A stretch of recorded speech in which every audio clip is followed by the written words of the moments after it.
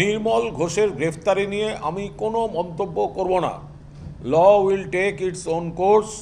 নির্মল ঘোষ বা কেউ ধরা পড়েছেন তারা এবং তাদের আইনজীবীরা যা বলার বলবেন। কোনো অবস্থাতে আমি এখানে কোনো মন্তব্য করব না। কিন্তু যে পদ্ধতিতে এই ডিম এবং পুলিশ কাস্টাডিতে থাকা অ্যাকিউজদের উপর অর্গানাইজড আক্রমণ চলছে, এটা হতে পারে না। পুলিশ এটা কি করে অ্যালাউ করছে? যাকে অ্যারেস্ট করা হয়েছে তিনি কিন্তু এখনো প্রমাণিত কোনো দোষী নন, যে ব্যক্তি হতে পারে।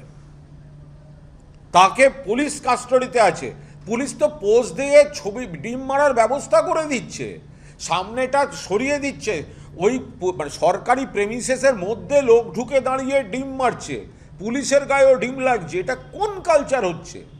নির্মল ঘোষ, যাকে উড়িষ্যার বালেশ্বর থেকে গ্রেপ্তার করে পুলিশ, আর এই নির্মল ঘোষ গ্রেপ্তার হবার পরে পুলিশের জালে তার সাগরে প্রাক্তন কাউন্সিলর সঞ্জীব মুখোপাধ্যায়। খড়দা থেকে তাকে গ্রেপ্তার করে পুলিশ। রাতেই সঞ্জীব মুখোপাধ্যায়কে নিয়ে আসা হয় খড়দা থানায়।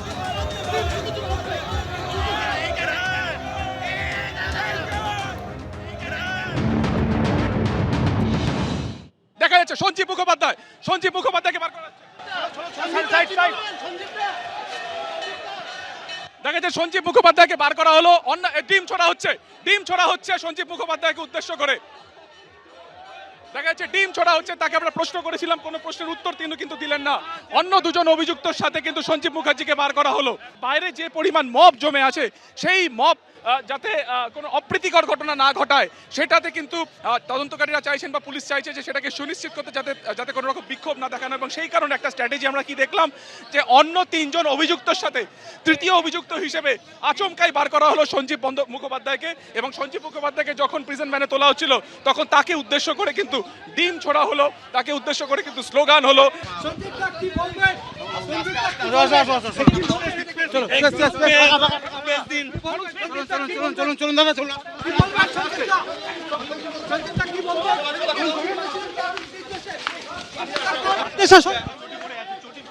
দেখতে পাচ্ছ সঞ্জীব মুখোপাধ্যায়, তাকে একেবারে দৌড় করিয়ে নিয়ে যাওয়া হচ্ছে কোর্ট লকআপে। সঞ্জীব মুখোপাধ্যায়, যাকে লক্ষ্য করে কাদা ছোড়া হয়েছে, ডিম ছোড়া হয়েছে। যেটা জানা যাচ্ছে, পুলিশের পক্ষ থেকে 14 দিনের হেফাজতে চেয়ে আবেদন জানানো হবে।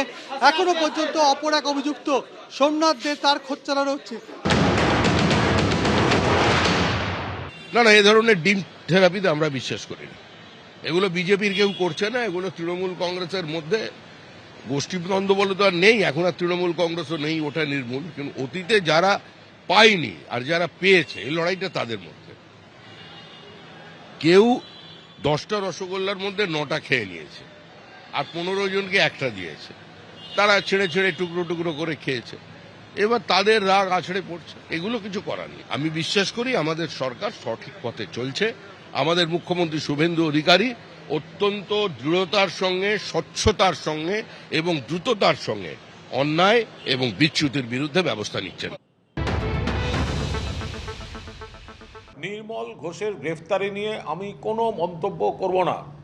ল will take its own course. Nirmal Ghosh বা কেউ ধরা পড়েছেন তারা এবং তাদের আইনজীবীরা যা বলার বলবেন। কোনো অবস্থাতে আমি এখানে কোনো মন্তব্য করব না। কিন্তু যে পদ্ধতিতে এই ডিম এবং পুলিশ কাস্টাডিতে থাকা অ্যাকিউজদের উপর অর্গানাইজড আক্রমণ চলছে, এটা হতে পারে না। পুলিশ এটা কি করে অ্যালাউ করছে? যাকে অ্যারেস্ট করা হয়েছে তিনি কিন্তু এখনো প্রমাণিত কোনো দোষী নন, যে ব্যক্তি হতে পারে। তাকে পুলিশ কাস্টাডিতে আছে। পুলিশ তো পোজ দিয়ে ছবি ডিম মারার ব্যবস্থা করে দিচ্ছে, সামনেটা সরিয়ে দিচ্ছে। ওই মানে সরকারি প্রেমিসেসের মধ্যে লোক ঢুকে দাঁড়িয়ে ডিম মারছে, পুলিশের গায়েও ডিম লাগছে। এটা কোন কালচার হচ্ছে? এবিপি আনন্দ, এগিয়ে থাকে, এগিয়ে রাখে।